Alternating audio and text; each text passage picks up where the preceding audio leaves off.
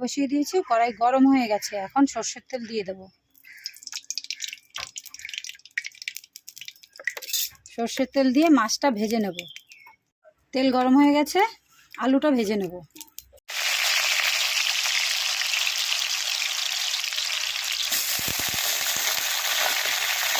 লাল লাল করে আলু ভাজা হয়ে গেছে, এবার নামিয়ে নেব। আর তেজপাতা সোমবারে দিয়ে নেব। পেঁয়াজটা ভেজে নেব, লাল লাল করে পেঁয়াজটা ভেজে নেব। লাল লাল করে ভাজা হয়ে গেছে, এখন টমেটোটা দিয়ে দেবো। রসুন বাটাটা দিয়ে দেবো।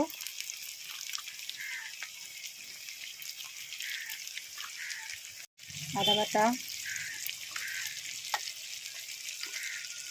লঙ্কা বাটা,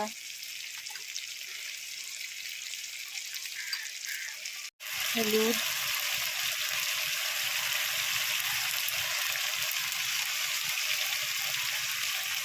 লবণ, স্বাদ মতো লবণ দিয়ে নেব। কষিয়ে নেব, মশলাটা ভালো করে কষিয়ে নেব। কষানো হয়ে গেলে মাছটা দিয়ে দেবো, কাঁচা মাছটাই দিয়ে দেবো। তেল ছেড়ে দিয়েছে, মশলা কষানো হয়ে গেছে। এবার মাছটা দিয়ে দেবো, দিয়ে ভালো মতো মাখিয়ে ঢাকা দিয়ে রাখবো। ভাজা আলুটাও দিয়ে দেবো। অল্প একটু জল দিয়ে দেবো, জল দিয়ে ঢাকা দিয়ে দেবো। জল দিয়ে দিলাম, এবার ঢাকা দিয়ে দেবো। বেশি নাড়াচাড়া করা যাবে না, ঢাকনা দিয়ে চাপা দিয়ে দেবো।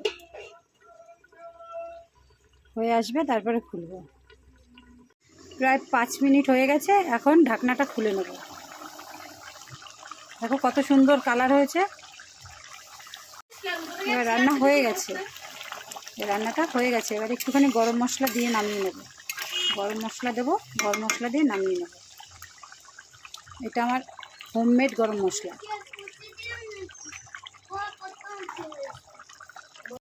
মাছগুলো কিন্তু ভাঙেনি সেইভাবে, এই যে গোটা গোটাই রয়েছে। এই যে মাছগুলো গোটা গোটাই রয়েছে, নাড়াচাড়া কম করলে গোটা গোটাই থাকবে।